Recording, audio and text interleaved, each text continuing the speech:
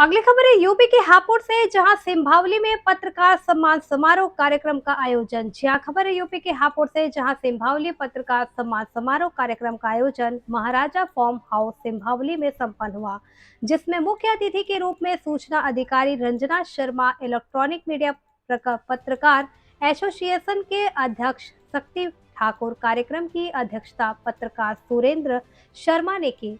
कार्यक्रम को संबोधित करते हुए सूचना विभाग अधिकारी रंजना शर्मा ने कहा कि पत्रकारों को अपनी पत्रकारिता ईमानदारी और निष्ठा के साथ करनी चाहिए।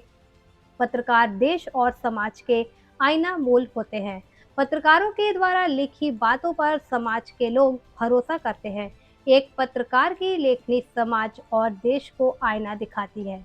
इस अवसर पर सच के द्वार समाचार पत्र पर भी विमोचन किया गया। सूचना अधिकारी ने सभी पत्रकारों को शील्ड देकर सम्मानित किए। इस अवसर पर सूचना विभाग से शिव कुमार, अखिल भारतीय पत्रकार एसोसिएशन के जिला अध्यक्ष डॉक्टर प्रीतम सिंह, पत्रकार आरिफ अली, सलीम अहमद, गुलजार अली, विनीत ठाकुर, अशोक कुमार सिसोदिया, अभिषेक कश्यप, दयानंद खुराक, शिवा आजाद, मोहित कुमार, पुष्पेंद्र गौतम, सुरेंद्र शर्मा, राजेंद्र सिंह, शिव कुमार रावत, अतुल त्यागी, दुर्वेश शर्मा, अकबर अली, आलम टाइगर, रिजवान चौधरी उपस्थित थे। देखिए हापुड़ से district in charge channel Ashok Kumar की रिपोर्ट।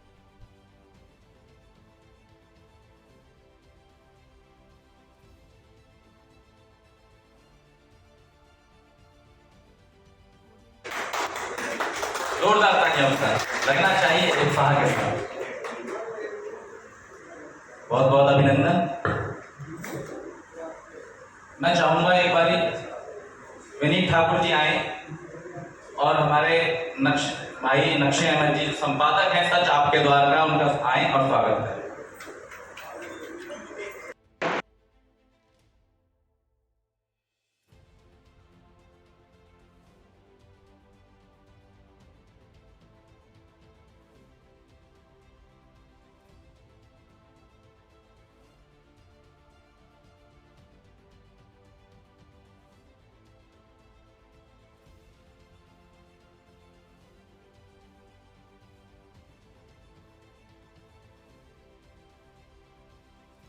हमारे शर्मा जी का अध्यक्ष जो हैं इस प्रोग्राम के आए और उनका स्वागत है।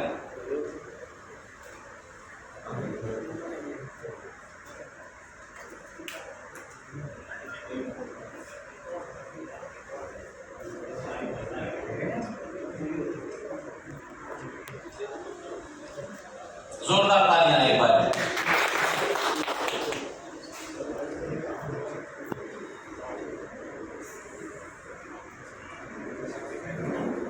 मुख्य अतिथि और विशिष्ट अतिथियों के सम्मान की श्रृंखला लगभग पूरी हुई।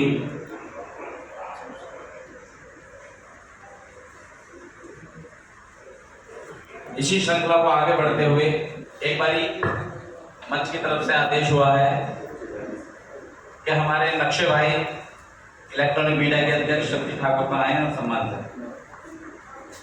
शक्ति ठाकुर।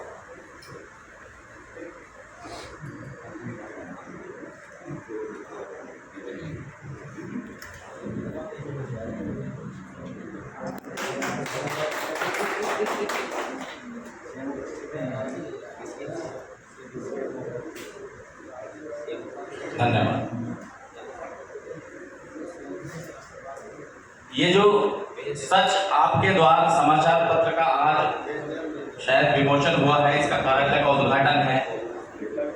नक्शे अहमद जी संपादक के तौर पर इसमें हैं मौजूद।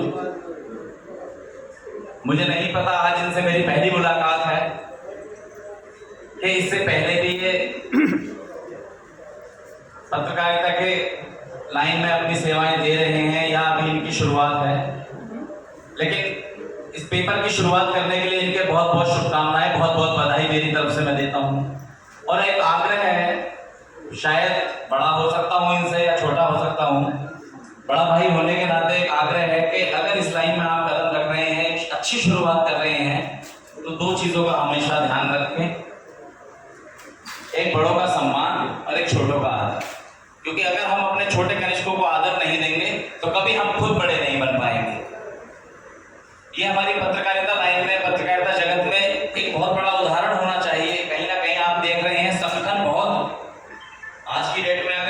सभी राजनीतिक दलों की तरह हमारे भी पत्रकारिता लाइन में बहुत संगठन है।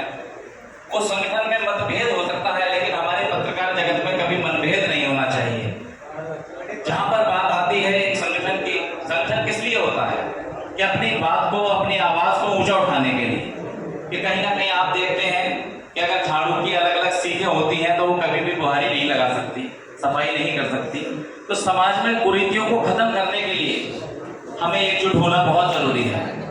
अपने सभी छोटे भाइयों से, बड़े भाइयों से ये मैं अनुरोध करता हूँ कि संगठन को किसी ठेकेदारी का नाम ना दें। यह एक सहयोग की दृष्टि से होना चाहिए। सभी भाइयों का सम्मान होना चाहिए, सभी का विकास होना चाहिए। और इसी आधार पर चलकर आज हमारे देश के प्रधानमंत्री मोदी जी सबका साथ सबका विकास लेकर चले हैं और एक चाय वाले से बनकर आज एक प्रधानमंत्री के पद पर, एक सबसे वरिष्ठ पद तक पहुंचे हैं। तो यही नीति, यही आधार हमें अपनी पत्रकारिता श्रेणी का बनाना होगा। तभी हमारे संगठनों को मजबूती मिलेगी और तभी संगठन बनाने का कुछ फायदा भी होगा।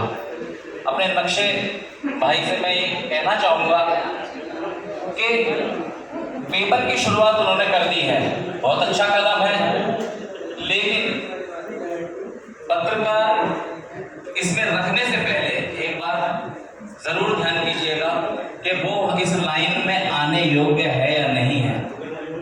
क्योंकि पीछे एक हमारे आईपीएस संजीव सुमन हुआ करते हैं।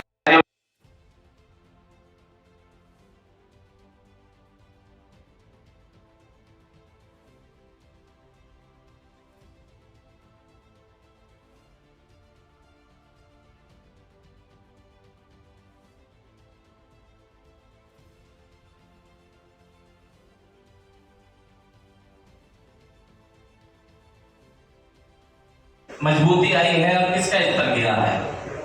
हमारे कुछ साथी पत्रकारों का उस टाइम मैंने इस बात का जवाब दिया तो थोड़ा सा विरोध भी आया, लेकिन वो विरोध करने का विषय नहीं था, वो चिंतन का विषय था।